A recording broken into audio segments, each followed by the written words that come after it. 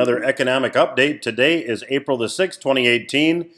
I want to talk to you today about an article that I found online at fee.org. If you're not familiar with fee.org, it's the website of the Foundation for Economic Education. It's a terrific organization, lots of resources on their website. It's a nonprofit with the objective of teaching economics the right way, in my opinion, to 18 to 24-year-olds. I would encourage you to support their work.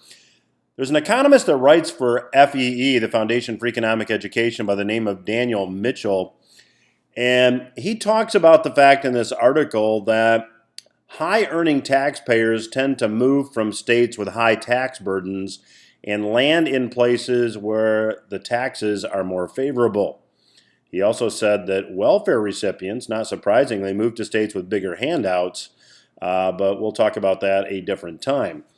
The chart here in the article just shows the states that have gained income versus states that have lost income. And if you look at the states that have lost the most in income, New York is number 1 on the list, or number 50 here. California is number 2. Illinois is number 3. Rounding them out are Michigan, Ohio, Pennsylvania, as well as Louisiana. New Jersey's on the list, as is Massachusetts. Those are all high-tax states. Now, if we just take a look at the state that's number 1 on the list, Florida has gained the most in revenues. They have no state income tax. Arizona has gained the second most. They have a top income tax rate of about 4%.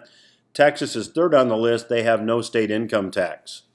Now, if you take a look at Florida, for example, and look at a snapshot of their fiscal health, cash to short-term liabilities is a rather remarkable 999%. What that means is Florida has 10 times the cash they need to meet their short-term liabilities. Revenues to expenses, they've got 107% of the revenues they need to meet their expenses, which means they're earning more than they're spending, to put it in household terms.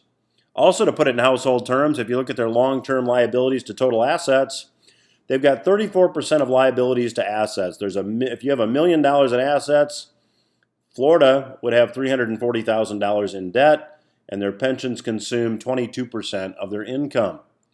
Let's compare that to California. California has enough cash to meet their short-term liabilities, 112%. They're still earning more than they're spending, 106%. However, that's changing quickly because they lost $27 billion in revenue. Long-term liabilities to total assets, to again put it in household terms, if Florida had $1 million in assets, they had $340,000 in debt. If California did, they'd have $930,000 in debt, and their pensions consume 45% of their income. So they're still earning more than they're spending, which is good. But now if you look at Illinois, Illinois is basically a fiscal train wreck.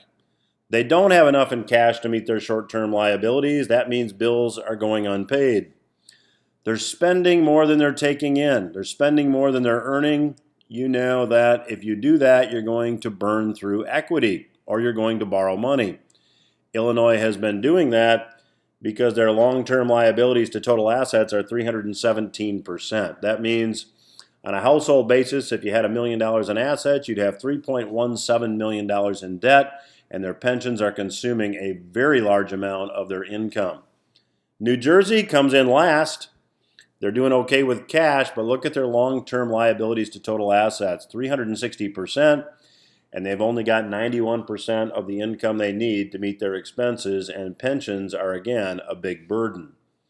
So the lesson here is that tax policy can really affect the fiscal health of states. Look for these trends to continue.